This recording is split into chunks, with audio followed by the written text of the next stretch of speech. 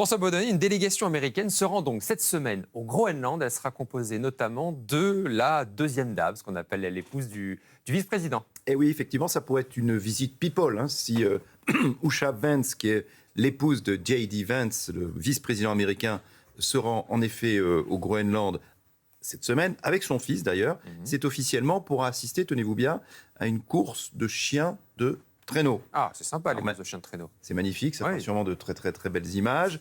Elle a même fait une petite vidéo, on la voit actuellement, où elle parle de respect mutuel. C'est beau comme l'antique. Sauf qu'évidemment, elle ne sera pas seule dans la délégation américaine.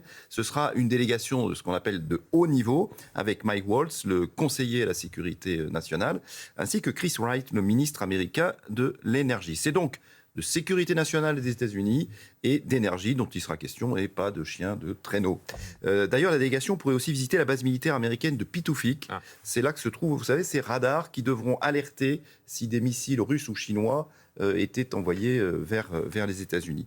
Et ce sera une grosse délégation, puisque dès dimanche, des avions militaires américains se sont posés sur l'aéroport de Nuuk, la capitale du Groenland, avec à leur bord des membres du Secret Service. Vous savez, ce sont ces hommes et ces femmes, d'ailleurs, qui protègent le président, mais aussi le vice-président et sa famille.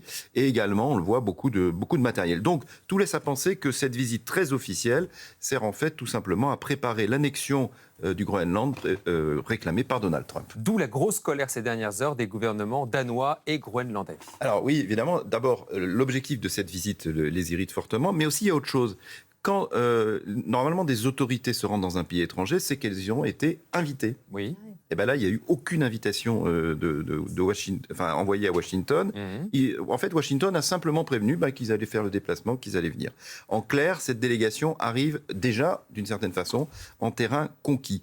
Autre aspect très irritant pour les Groenlandais, il y a eu des élections au Groenland il y a 10 jours et le gouvernement n'est pas encore constitué. D'ailleurs, le Premier ministre groenlandais est ce qu'on appelle en affaires courantes. Et là aussi, normalement, on attend que le nouveau Premier ministre soit installé. Voilà, tout simplement pour avoir un interlocuteur crédible et puis aussi pour ne pas interférer dans la formation du gouvernement.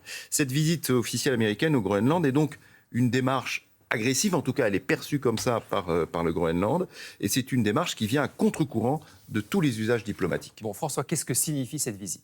Je crois que ça signifie que Donald Trump perd patience. Il ne comprend pas comment ce petit territoire, le Groenland, et le petit pays dont il dépend, le Danemark, peuvent ainsi lui tenir tête. Vous savez ce qu'on dit ? Quand on veut tuer son chien, on dit qu'il a la rage. Eh ben, c'est exactement ce qu'a fait J.D. Vance il y a quelque temps à la télévision. Il a déclaré « Le Danemark n'est pas un bon allié des États-Unis, il ne fait pas son travail. Et si ça veut dire que pour régler ce problème de sécurité nationale, nous devons prendre le contrôle du territoire au Groenland, eh bien Donald Trump le fera. » Parce qu'il se fiche, ça faut bien écouter ça, il se fiche que les Européens lui crient dessus, il a une seule priorité, c'est le peuple américain. Alors d'abord, c'est extrêmement injuste parce que le Danemark a toujours été l'allié européen le plus fidèle des États-Unis.